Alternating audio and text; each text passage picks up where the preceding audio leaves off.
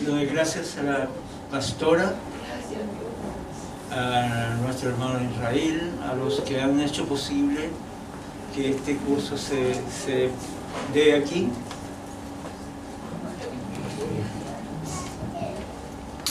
Y me dijeron que había varios interesados en el tema de la liberación. Y yo espero que se queden satisfechos con lo que hoy vamos a tratar. Y me dijeron que lo hiciera desde abajo. A mí me dieron la orden, yo la cumplí, para estar más cerca. Les pido a nuestros hermanos que están encargados de la música que también pasen por acá, porque nos conviene más estar de frente. Y si algunos de nuestros hermanos que están atrás quieren ponerse un poco más adelante, sería bueno, porque lo vamos a hacer bien cercano, bien coloquial.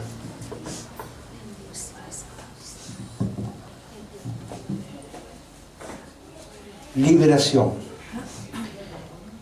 La primera clase fue el día domingo, el penúltimo día domingo,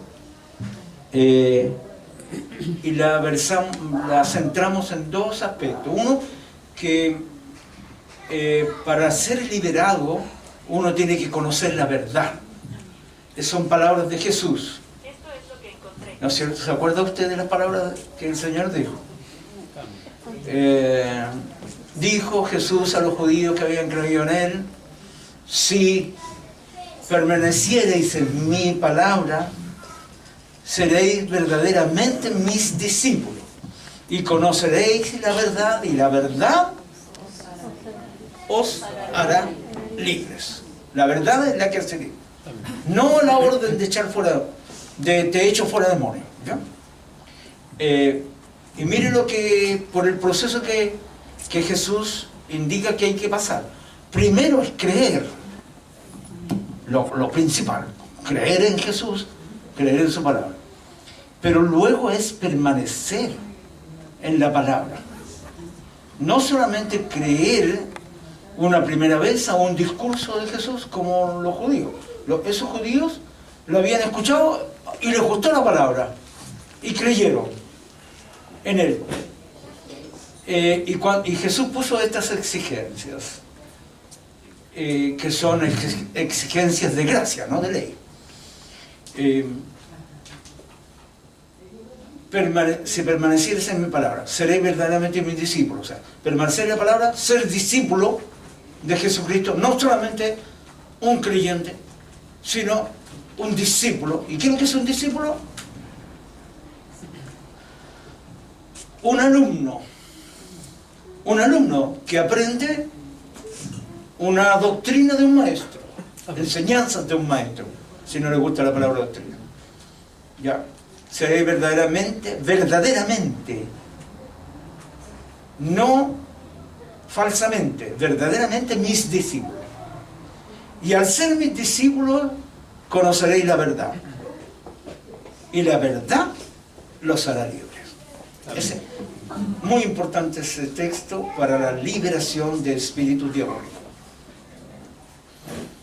Y la segunda punto que vimos ese día es remarcar que el sacrificio de Cristo, sobre el cual se basa la libertad del ser humano,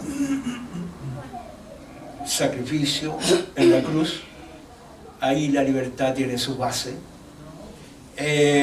fue hecho una sola vez para siempre. No es necesario que Cristo esté muriendo muchas veces en esa cruz. Con una sola vez basta para la redención del hombre. ¿Ya?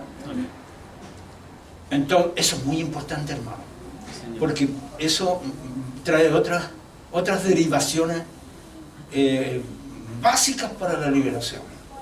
Entonces, el sacrificio de Cristo fue hecho una sola vez, y hay un texto de Hebreos 10:14 que señala claramente: con una sola ofrenda este sacerdote, sumo sacerdote del Dios Altísimo, llamado Cristo Jesús, hizo perfectos para siempre a los santificados. Es decir, a usted que creyó en Cristo, que lo recibió como Señor y Salvador. ¿Todos los que están aquí han recibido al Señor Jesucristo como Señor y Salvador? ¿Amén? ¿Me dicen todos? Amén. ¿Hay alguien aquí que no haya recibido al Señor Jesucristo como Salvador por una parte y como Señor? Ahora, ambas cosas son importantes. ¿Hay alguien aquí que no lo haya hecho? Para que esta noche lo invitemos a abrirle su corazón, que el Señor entre. Ya, nadie. Todos ustedes entonces, esa palabra de Hebreos 10:14, que dice, con una sola ofrenda, hizo perfecto, hizo, pasado, no hará perfecto, hizo perfecto, perfectos a los santificados. ¿Pero se cree perfecto usted? Una vez en el desayuno pastoral, en una exposición de un biblista que fue, preguntó él al 75% de su exposición, ¿quiénes de aquí son perfectos? Nadie levantó la mano, y eran todos pastores. Y otros ministerios más grandes. Gente que va ahí. Nadie levantó la mano. Pero ¿cómo si la palabra de Dios dice que hizo perfectos? Se hizo perfecto. Y perfecto no es igual que perfecto como es Dios perfecto, sino maduro, completo. Pero el Señor, con su sacrificio en la cruz, nos hizo perfectos. ¿Pero usted se cree perfecto? Aleluya. No, yo soy imperfecto, va a decir usted. No, yo soy muy imperfecto y tengo muy clara mi conciencia de mis imperfecciones. Eso decimos nosotros, los cristianos. Pero la palabra dice, hizo perfecto. El curso se va a llamar Derribando Argumentos, porque en realidad son argumentos en los que se esconden los demonios. Y hoy vamos a tratar un tema. Yo pensaba que iba a estar la hermana Gloria, que la hermana Gloria ha sido una de las más interesadas en este curso de liberación, pero no está. Pero está su hermana Gloria, que también es interesante. La idea era, yo quería revisar con ustedes, examinar bien y conversar, dialogar. Pensaba que iba a haber un grupo más reducido, pero qué lindo que hay más. Qué linda se ve la iglesia esta noche. Porque necesito diálogo. No quiero que usted quede pasivo ahí escuchando lo que dice uno y teniendo que creerlo sí o sí. No, tiene que examinar todo. Ya, entonces, esta noche quiero revisar con ustedes cuán seguros están de su redención. ¿Redención qué significa? Es una de las palabras más importantes de la Biblia. Rescatar por precio. Redimir, ¿qué significa? ¿Redención? Rescatar por precio. ¿Qué nombre? ¿Cómo? Rescatar. ¿Cómo? Rescatar por un precio. ¿Rescatar? ¿Y qué agregaste? Por precio. ¿Ah? Por un precio. Perdona.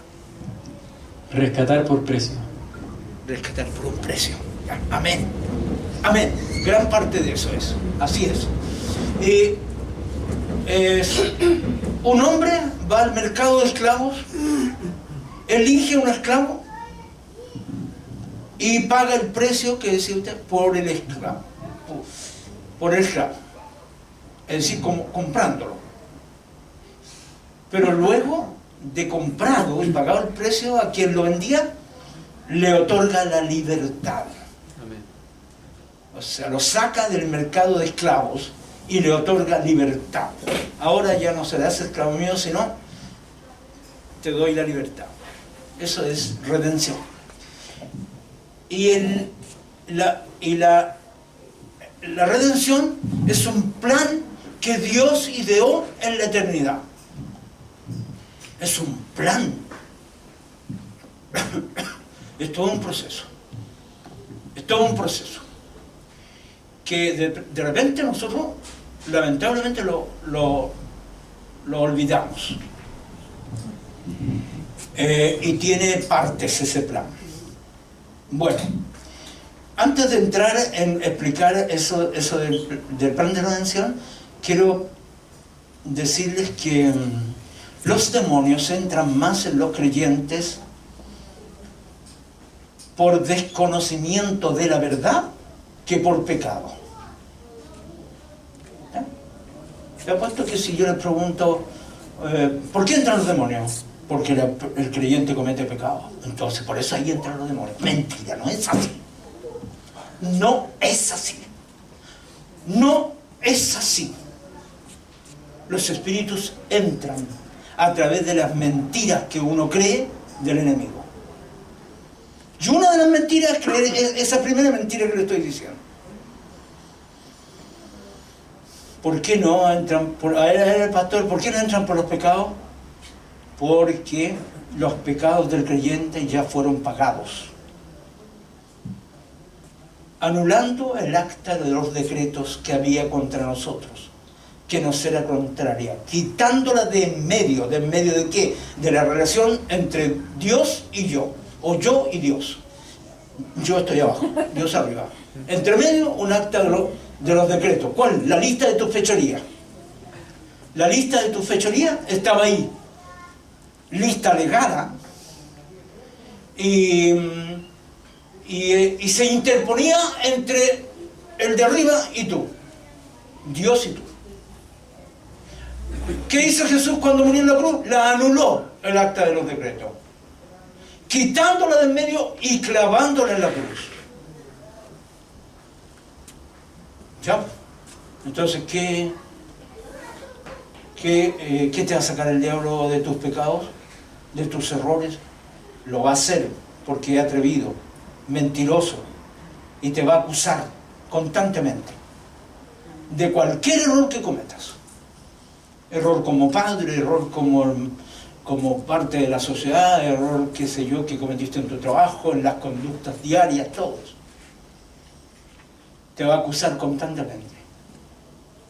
Y él sabe que la acusación llega, aunque no sea comprobada tu culpabilidad. Si te acusan, igual tú te sientes culpable. Y justamente lo que quiere producir es culpa. Y te tiene. Y nosotros dele con que el pecado es el por el cual entran los demonios. Bueno, entonces, ¿para qué Jesús derramó esa sangre en esa cruz? Sí, por eso. No, que no alcanza la sangre de Cristo. ¿Cómo que no alcanza? No, pues si la sangre de Cristo es el sacrificio perfecto. No le falta nada. Es suficiente, completo, acabado. Y la derrota de Satán es completa y definitiva, radical, absoluta. No le falta nada, está totalmente derrotado. Por ese sacrificio de Cristo en la cruz. Pero el enemigo ha logrado meter en la iglesia esto de la conciencia de pecado, la culpa. Entonces tú cometes errores durante la semana y llegas acá al culto, voy a poner un ejemplo, ¿no? Y usted llega culposo porque no fue perfecto ni el día lunes, ni martes, ni miércoles, y entonces ya tiene errores dentro de sí y llega como indigno de presentarse ante su Dios, y vamos pidiendo perdón y mendigando el perdón cuando el perdón ya se lo otorgó. Ya, bueno, eso es un tema que va a dar vueltas siempre en el curso y lo vamos a examinar donde quiera, por aquí, por allá, por todos los ángulos, porque es muy importante. Entonces entran los demonios más por desconocimiento del Evangelio que voy siguiendo que por pecado. Eso lo afirmamos. ¿Ya? y especialmente desconocimiento de la obra de redención realizada por Cristo Jesús, ideada en la eternidad por Dios Padre y ejecutada en la historia por su Hijo Jesucristo. Y desconocemos muchas cosas de esas, y yo voy a ver aquí, pero a lo mejor me equivoco que las desconocen, a lo mejor las manejan súper bien, y yo no lo sé, pero tengo que verificarlo si verdaderamente va a ser un buen profesor de liberación. Entender bien el plan de redención asegura a un buen liberador. Un liberador firme, potente, al cual los demonios le van a hacer caso, es uno que conoce bien su redención. Así que vamos a preguntar algunas cosas. Hermano amado, cambia el cuadrito. ¿Cómo se llama usted? Vladimir. El liberador tiene que despejar varias preguntas fundamentales de la redención. Porque a veces suponemos en las iglesias que todo el mundo se maneja bien en ese tema. Y como creemos que se maneja en lo fundamental, no tratamos, no remarcamos bien. Y la persona sigue con muchas dudas ahí. ¿Cómo conozco yo esto? Ministro, hace 21 años llevo ministrando evangélicos, incluso pastores, y escuchándoles sus historias y lo que ellos y los errores que ellos creen, y liberando con éxito por la misericordia de Dios. Así lo sé. Sígame, hermano querido. Porque los espíritus diabólicos lo pondrán a prueba al guerrero en el terreno. Cuando esté ahí frente a frente con ellos, le van a hacer preguntas, le van a hacer acusaciones, y si no está bien parado, se va a sentir inseguro. Sigamos, mi hermano. Explique las fases del plan de redención. Bájelo, sáquelo el cuadro en este momento, hermano querido, perdón. Explíqueme las fases del plan de redención. Eso. Usted aquí. Algunos han salido a liberar, han acompañado al pastor o a los hermanos que están encargados a liberar personas, o a los mismos hermanos de la iglesia, a alguien que tuviera necesidad. ¿Alguno de ustedes ha hecho eso? No lo han hecho. No. ¿Ninguno ha tenido experiencia de liberar de espíritu? Ya. Pastor Israel, hermana querida, ¿ya? Nuestro hermano, ya. Listo. Explíqueme las fases del plan de redención, es decir, la obra de Jesucristo. No importa, yo le pregunto, pero no es para sacarle, no sabía, no, quiero establecer que no se manejaba el tema, nada más. Pero yo también no lo manejaba hasta que lo aprendí. Alguna vez tenía que aprenderlo. Ya, ponga ahora el cuadro, mi hermano querido. Primero, son 7 fases, hermano, del plan de redención. Claves: encarnación, bautismo en el Jordán, ministerio de Jesucristo llevado a cabo con milagros, con grandes obras, pero también con rechazo, oposición de los religiosos. Ese es el punto 3. El momento 4 es el clímax, que es crucifixión y muerte de Jesucristo en la cruz. Quinta fase, descenso de él a los infiernos, con una obra que tenía que hacer. Sexto,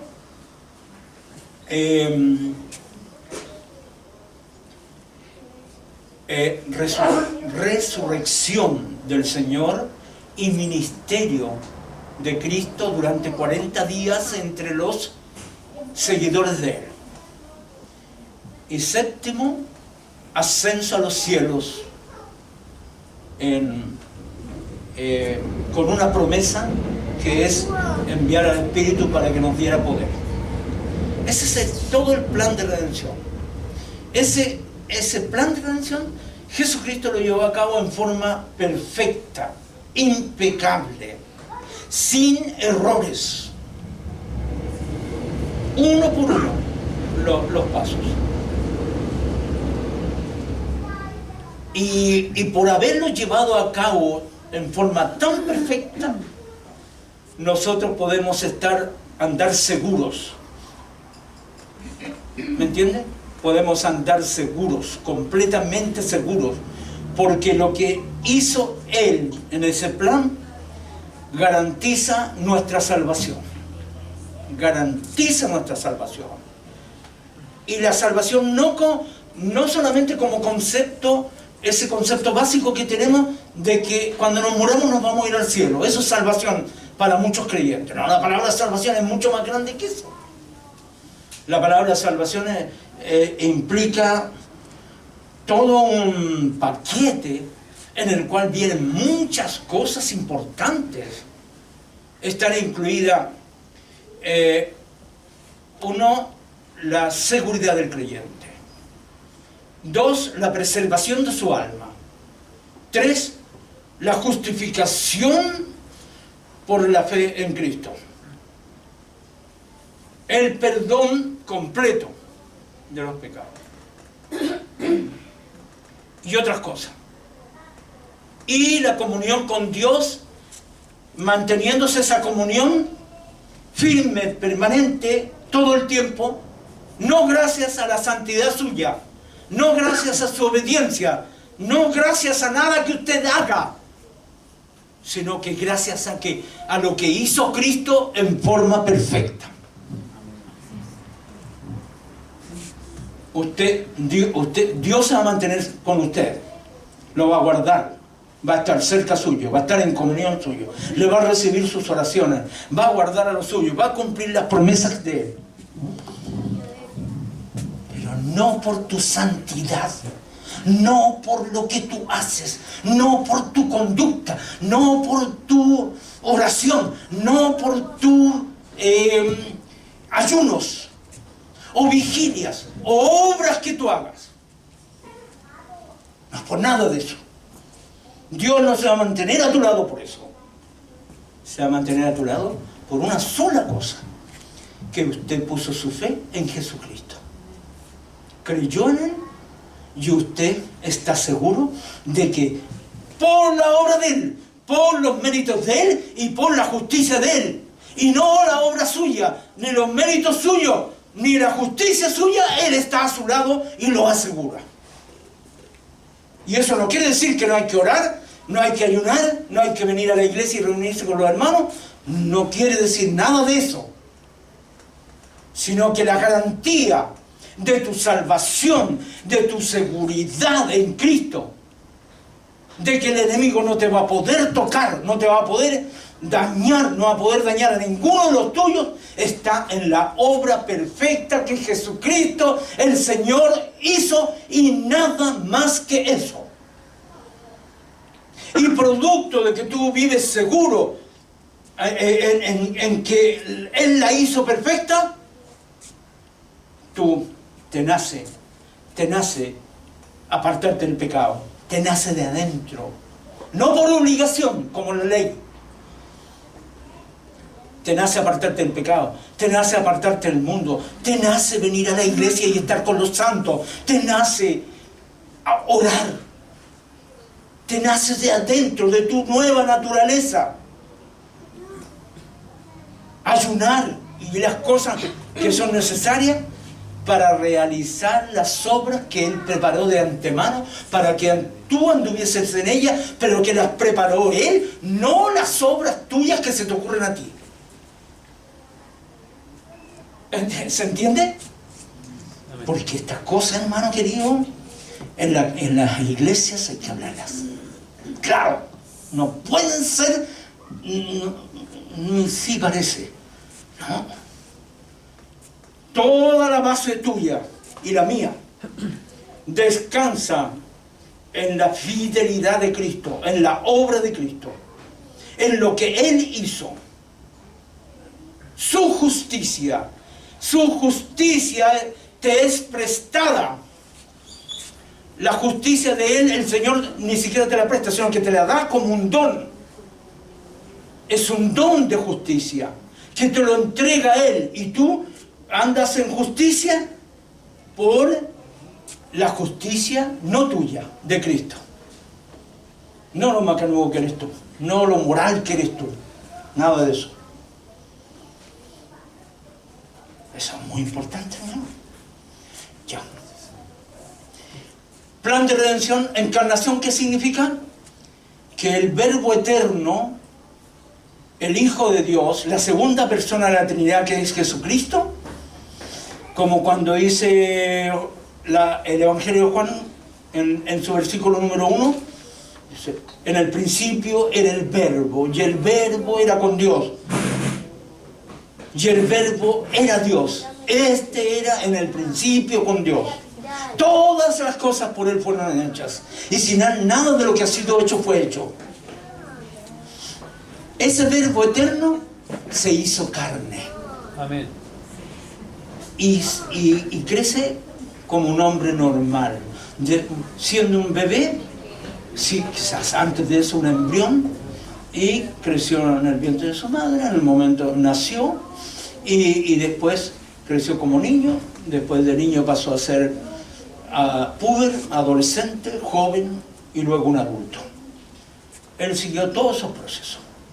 Cristo Jesús no se saltó nada de eso, siendo Dios. Se encarnó entonces, lo primero, y además su ministerio lo llevó a cabo como hombre, no como Dios. Una cosa que hay que remarcarla, porque hay mucha confusión en eso. Entonces uno no lo ve como modelo a él que seguir, sino que lo ve más a Pablo como modelo, porque Pablo es más hombre. Pero Jesús, no, es que Él era el Hijo de Dios, no, es que Él es Dios. No, Él nunca se enamoró porque Él es Dios. Él nunca pecó porque Él es Dios. Bueno, entonces tú decís, ¿cómo voy a imitarlo si Él era Dios? No, Él llevó a cabo todo su ministerio como hombre. Amén. Se despojó de su condición de Dios. Si usted no lo ha remarcado en su forma de entender el Evangelio, hágalo esta noche. Porque la palabra de Dios dice en Filipenses 2, haya en vosotros este sentir que hubo también en Cristo Jesús, el cual, siendo en forma de Dios, claro, era la segunda persona de la Trinidad, y estaba con Dios siempre, el cual, siendo en forma de Dios, no estimó el ser igual a Dios como cosa a la que aferrarse, sino que se despojó a sí mismo, se vació de su condición de Dios. Se despojó a sí mismo haciéndose semejante a los hombres. Se hizo semejante a los hombres. Y estando en la condición de hombre, se humilló aún más que eso. Se dejó morir con muerte de cruz, muerte vergonzosa.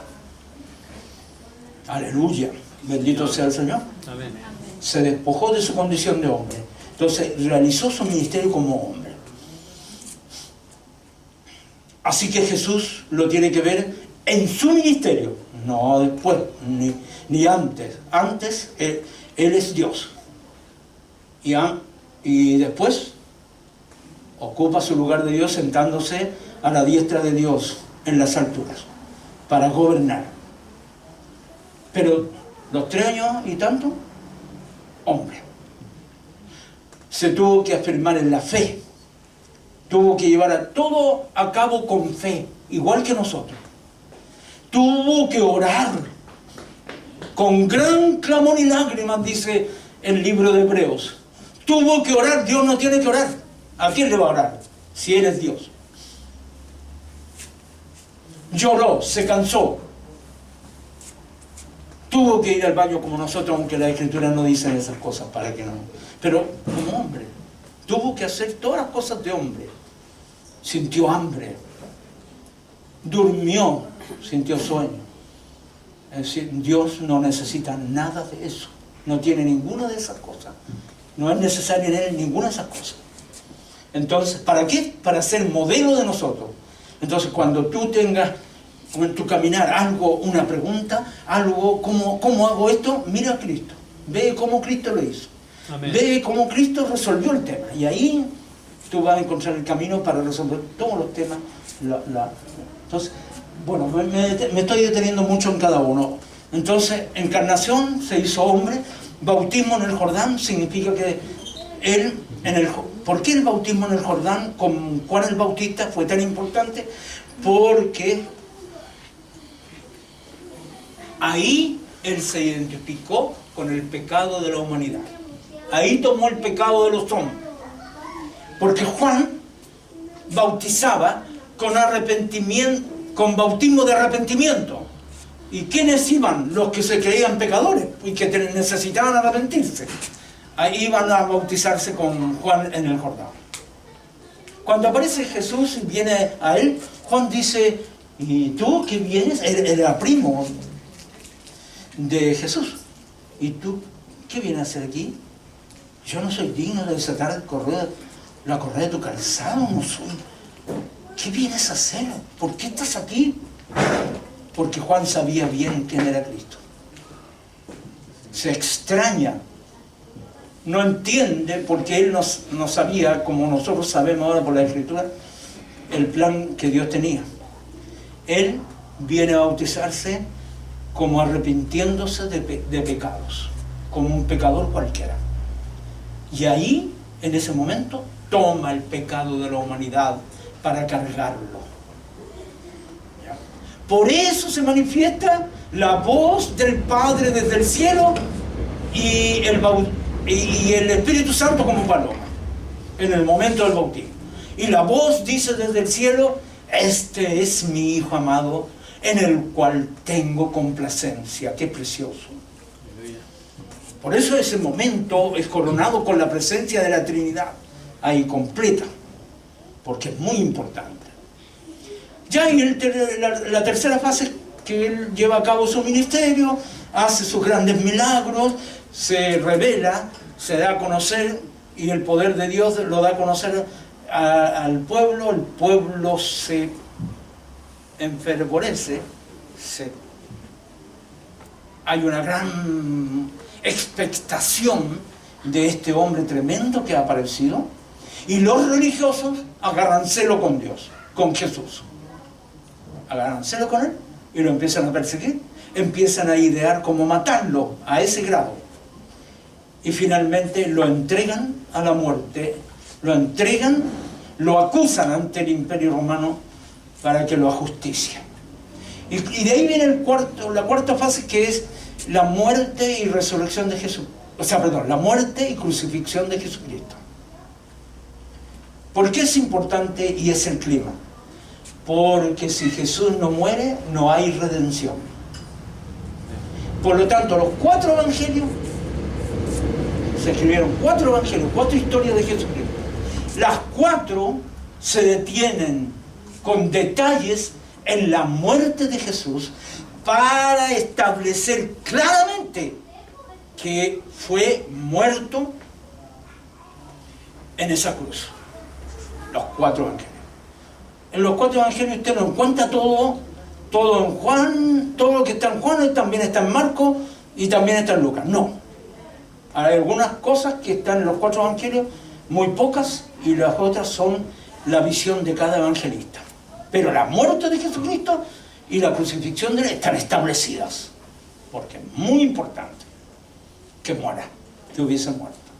Y ahí le voy a preguntar por qué tenía que morir. Ya. Y luego, entonces, viene la quinta parte, que es el descenso a los infiernos, para establecer la recuperación de la autoridad que le había dado Dios a Adán, pero que el diablo se la quitó y Jesucristo la recupera. Y luego resucita. toma su poder sobre la muerte y Él es levantado, resucita. Maravilloso, gloria a Dios. Y la resurrección es la guinda de la torta del plan de redención. Con eso está clarito y garantizado que el proceso de la redención fue perfecto. Porque si no, Jesús se queda abajo. Si hubiese cometido un solo pecado, Jesús se queda abajo. Pero Él no cometió jamás pecado. ¿Ya? Y ejercita un ministerio de 40 días entre los discípulos de Él. ¿Ya? Maravilloso ministerio, después eso se puede explicar. Y en último término, asciende a los cielos y promete que el Espíritu Santo vendrá y los dotará de poder a los que creen en Él, cuando haya venido. Recibiréis poder cuando haya venido sobre vosotros el Espíritu Santo. Hechos 1:8. Ahí está. Entonces es un trabajo sistemático, ordenado, llevado a cabo en forma perfecta. ¿Para qué? Para que nosotros después no... Me habrá perdonado el Señor el garabato que eché en la mañana. Ya me enojé con ese automovilista que se me atravesó y le recordé todos los parientes. Me habrá perdonado. El Señor todavía me amará. Seré yo de los suyos. Estaré bien con Dios. Así andan todos los creyentes. Inseguro, siempre inseguro. Siempre inseguro. Para eso Jesús se sacrificó en esa cruz, para que tú anduvieras inseguro, para que tú anduvieras con tu corazón lleno de temor e incluso llegaras a creer que el temor es parte natural de tu vida cuando es un demonio que te ataca. Para eso se sacrificó Él, para eso lo envió el Dios Padre a llevar a cabo ese plan magnífico. Pero así andan los creyentes, siempre inseguro. A lo mejor perdí mi salvación. Siempre andan en miedo, en inseguridad, y por eso lo agarran la enfermedad. Por eso la enfermedad te agarra fuerte, porque andas inseguro lunes, martes, miércoles, jueves, viernes, sábado y domingo, temeroso todos los meses, todos los años. Al final, tanto el demonio de temor te carcome como un Pac-Man, te carcome, hasta que te crea un tumor, hasta que te hace fallar el riñón. Claro, si tú estás permitiendo que te golpee constantemente mediante el temor y la inseguridad, pues. ¿Sí o no? ¿Estoy hablando fuera de texto? ¿Estoy rascando donde no pica? Estoy tocando los puntos centrales, porque si ustedes van a ser guerreros, tienen que estar sumamente seguros en Cristo. Y haberle puesto la pata encima al temor. A eso estamos llamados. Porque fe es seguridad. ¿Cuál es la palabra más cercana a lo que es fe en concreto? Seguridad, pues. Sentirse seguro, dormir seguro, andar seguro toda la vida. Y el temor bajo tus pies, pues. Eso es lo que corresponde. Pero eso no es lo que pasa realmente en la iglesia hoy en día.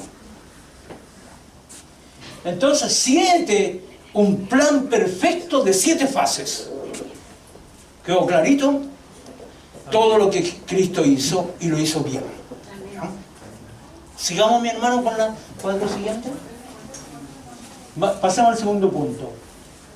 ¿Por qué era necesaria la muerte de Cristo? ¿Por qué tenía que morir? el catolicismo nos ha transmitido a nosotros, porque vivimos en un país que es católico. Ahora ya la nueva era se está comiendo al catolicismo, pero igual nosotros recibimos gran influencia católica. El catolicismo es que él era bonito y se tenía que sacrificar. Eso creemos todos nosotros. Es que él era bueno y se dejó matar el pobrecito. Porque era bueno nomás. No, la muerte de Cristo tiene un sentido profundo. Era necesaria por algo. ¿Quién me lo puede explicar? No se preocupe si no pueden, hermano. Yo soy un profesor que hace preguntas para establecer que usted no lo sabía, pero no porque para sacarle en cara su ignorancia, porque vengo de la ignorancia más grande yo. Era un incrédulo ignorante, así que no le reprocho a nadie. No se lo remarcaron, no se lo enfatizaron, no lo sabía ya. O a lo mejor lo sabe y tiene timidez de decir su respuesta. Así que veamos por qué era necesaria la muerte de Cristo para establecer el otro cuadro. 1, porque Dios había establecido: el alma que pecare, ésta morirá. Ezequiel 18, 4 y 20. El alma que pecare, esa es la que tiene que morir. Y usted sabe la advertencia a Adán y Eva: si comen del árbol del conocimiento del bien y del mal, ciertamente morirán. Y ellos pecaron, tenían que morir. Y entonces Jesús murió en la cruz porque Dios había establecido: el alma que pecare, esta morirá. Ya lo va a comprender. Sigamos el cuadro siguiente, hermano amado. De ello se deduce que el alma que no peca no puede ser muerta. Sí, pues si dice el Señor, dice: el alma que pecare, esa tiene que morir. Ya, entonces si alguien no peca, no debe morir. Lógico. Ya, muy importante ver las dos caras de la moneda. El alma que pecare, esa morirá. Ya, pero por el otro lado de la moneda es: el que no peca, entonces no debe morir. Ya, sigamos, hermano. Jesús nunca pecó. Las Escrituras atestiguan claramente que Él nunca pecó. Siga con el cuadro siguiente. Dice Pedro, 1 Pedro 2:22, el cual no hizo pecado ni se halló engaño en su boca. Así la Escritura atestigua que Jesucristo durante toda su vida, desde niño hasta, nunca pecó, jamás pecó. Sígame, hermano querido. Por lo tanto, la muerte de Jesús es una transgresión a la ley de Dios y a las leyes del mundo espiritual, porque solo debe morir el alma que pecare. Entonces, si muere alguien, un inocente que no ha pecado, se traspasó esa ley, esa verdad. Ya, sigamos con la muerte de Jesús. Es una muerte que está de más. Nunca debió ser. Nunca debió morir él. Pero murió. Y eso era parte de la idea de Dios, del plan de Dios, plan maestro. Amén. Que el diablo nunca captó antes. Él trató por todos los medios de matar nomás al que era el posible Salvador, porque tampoco lo sabía con seguridad. Sigamos. Por eso mismo, su muerte, que no debió haber sido, lo remarco, vale por tu muerte y la mía. Amén. Aleluya. Esta es la clave de la redención. Clave. O sea, murió en la cruz en lugar de que tú murieras o yo muriera. Voy a ponerme mejor como mal ejemplo yo pequé, por lo tanto yo debía morir. Pero ahora no voy a morir, voy a tener vida eterna. ¿Por qué? Porque ya mi hermano mayor murió en mi lugar. Amén. Aleluya. Bendito sea Dios. Esta es la razón por la cual usted viene aquí y adora al Señor. y reconoce a Jesucristo como Señor, como Salvador, y lo bendice y usted está enamorado de Él. Debería ser eso. Señor. Sigamos, mi hermano. Se llama la muerte vicaria de Cristo. No se asuste por la palabra que la usan los puros católicos, porque los católicos hablan del el Santo Padre, el vicario de Cristo. Lo que pasa es que la palabra vicario en español significa muerte en reemplazo de. ¿Ya? La muerte vicaria de Cristo, es decir, muerte en reemplazo de. El Papa es el vicario de Cristo, quiere decir el reemplazante de Cristo en la tierra, según los católicos, según la mentira católica.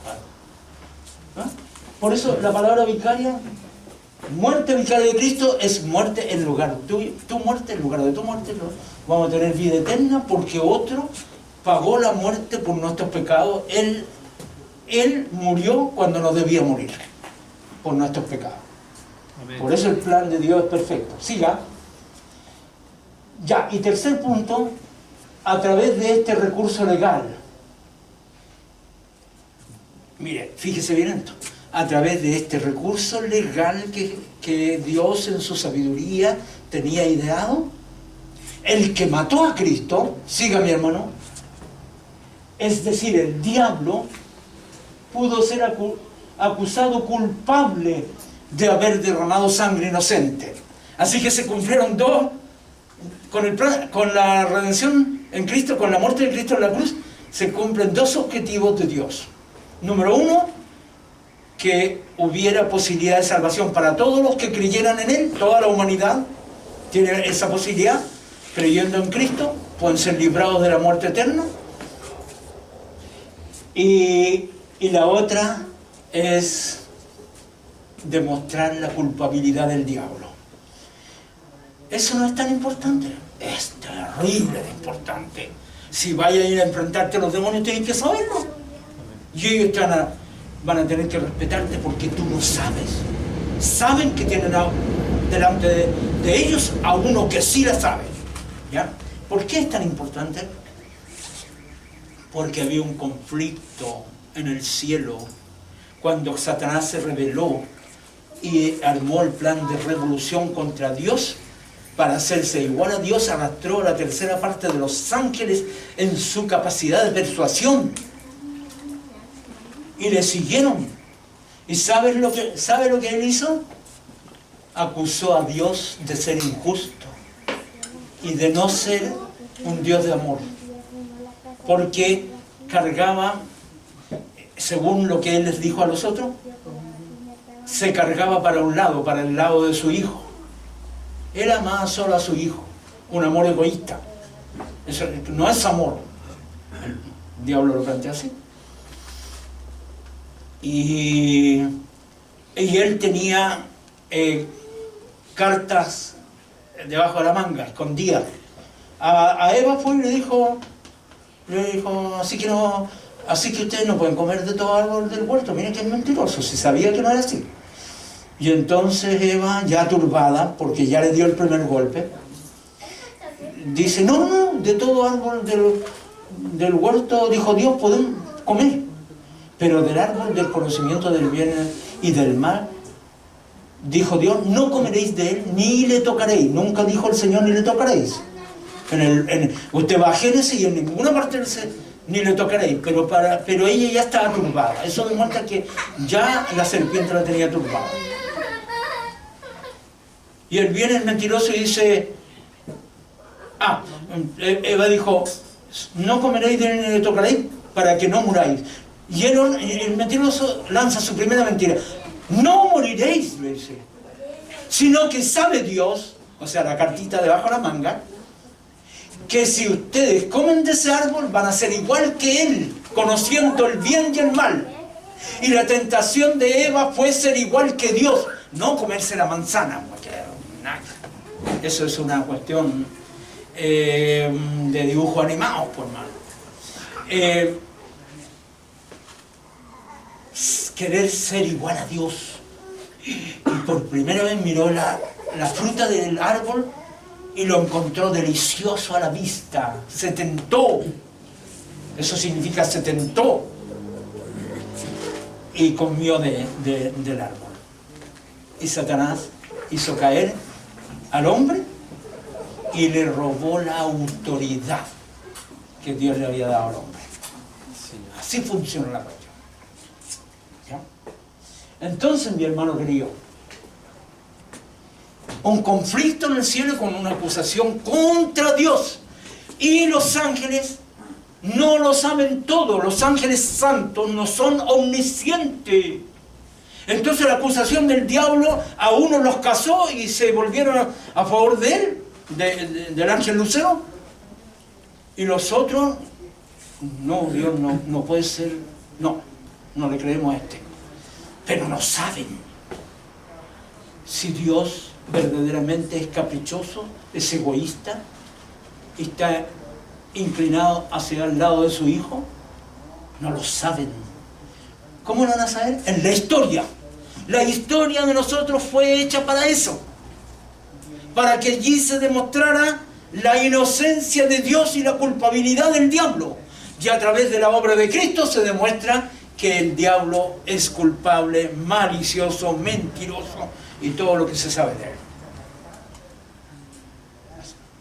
Siga, mi hermano, la siguiente cuadro. Yo, pastora, puedo parar en cualquier momento. Usted me dice nomás, estamos en el tiempo, ¿no es cierto?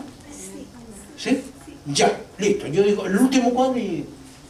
Es decir, el diablo puede ser acusado culpable de haber derramado sangre inocente, la de Cristo, porque Cristo nunca pecó, y como Él orquestó todo para matarlo, y logró matarlo, entonces queda de culpable de haber derramado sangre inocente.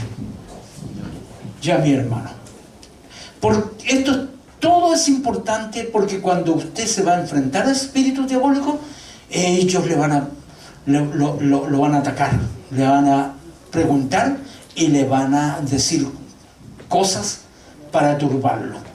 Y si no la tengo clara, puede la liberación quedar hasta ahí nomás y no realizarse. Dios les bendiga. Espero que el Señor bendiga grandemente a través de esta palabra. Amén.